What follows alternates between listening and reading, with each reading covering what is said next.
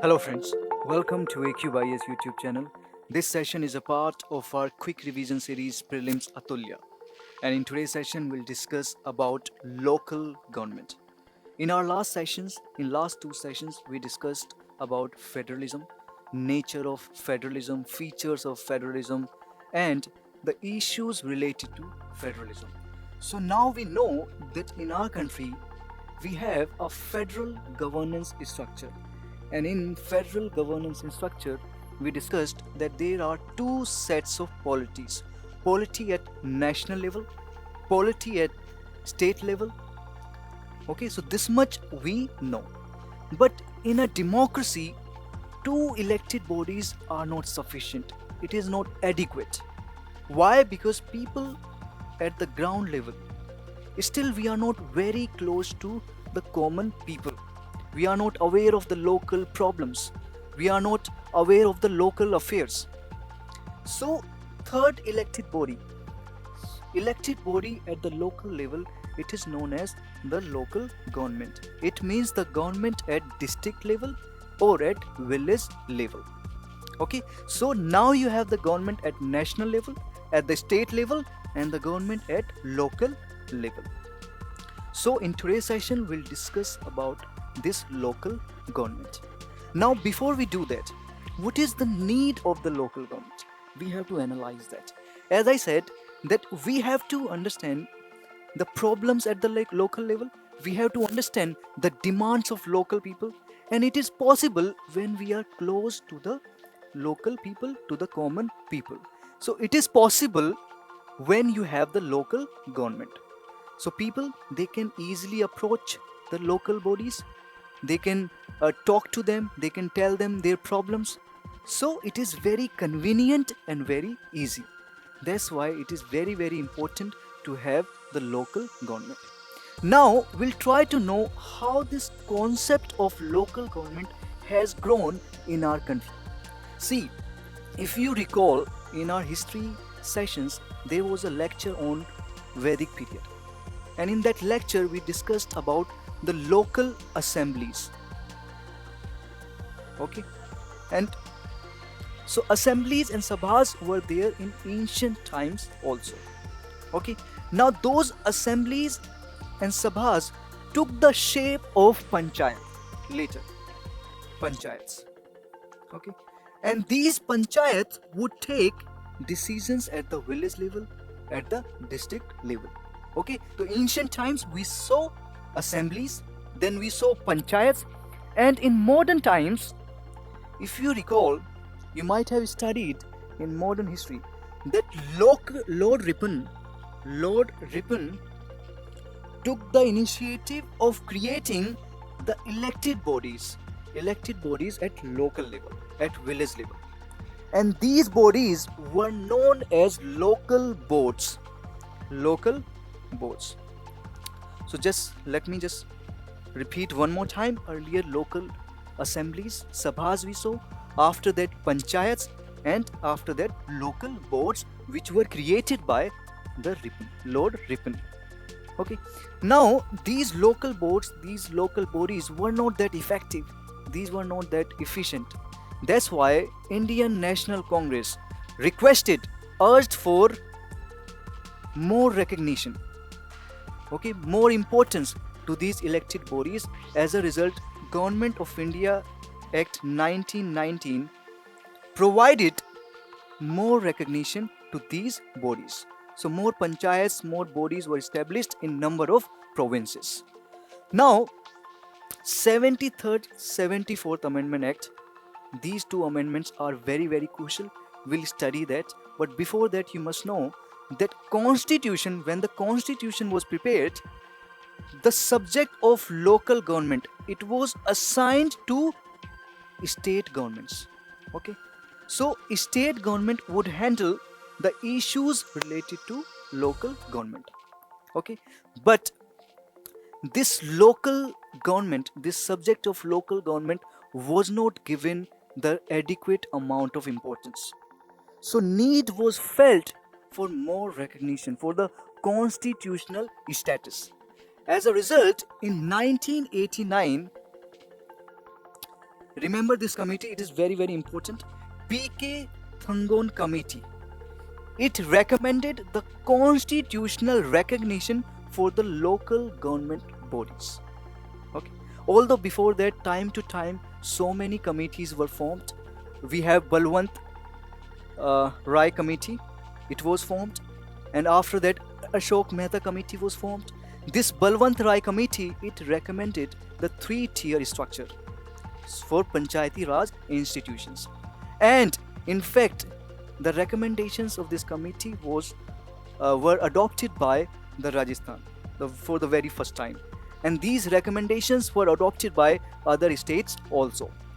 And later on, Ashok Mehta committee recommended, it provided for 2-tier structure. Okay, although the recommendations of Ashok Mehta committee were not recommended, but the real flip, the real stimulation, it was provided by 73rd Amendment and 74th Amendment. Remember, 73rd Amendment, it is related to Panchayati Raj institutions. Okay, and 74th Amendment, it is related to urban local bodies, Nagar Palikas. Okay, so these two amendments are very, very important, and a question can be asked in prelims. Now first let's talk about the important provisions of 73rd Amendment Act. Now this 73rd Amendment Act, remember, it provides for 3-tier structure. 3-tier structure. So first you have Gram Panchayat, okay, then you have Mandal, and then you have Jilla Panchayat. So remember, it provides for 3-tier structure. And remember, according to 73rd Amendment, Gram Sabha, the creation of Gram Sabha, it is mandatory. Remember this fact, this is very, very important. Let me repeat one more time that it provides for 3-tier structure, and creation of Gram Sabha, it is mandatory under 73 Amendment Act. Okay, now remember one more thing, that reservation, the provision of reservation, it is also there.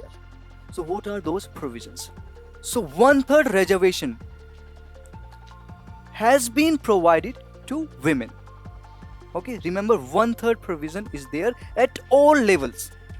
Okay, at Gram Panchayat level, at Mandal level, and at Jilla Panchayat level. So at all levels, this 1/3 reservation for women, this provision is there. And remember, reservation for SCs and STs. So this provision is also there. And within SCs and STs, provision is there for women. It means 1/3 reservation in general category and 1/3 provision, 1/3 reservation within the category of SCs and STs also. So double reservations for women. 1/3 reservation in general category and 1/3 reservation within SCs and STs. Moreover, if the state government wants, the state government can provide the reservation for OBCs also. Okay, if they think it is necessary, then reservation can be given to OBCs also. Okay, now one more fact, that this 73rd Amendment, it provides for a state election commissioner. Now this state election commissioner, it is responsible for conducting the elections. Okay, elections of Panchayati Raj institutions. And one fact you need to remember regarding a state election commissioner, that it is not related to, or it cannot be linked to election commission. Okay, it is an autonomous body, it is an independent body.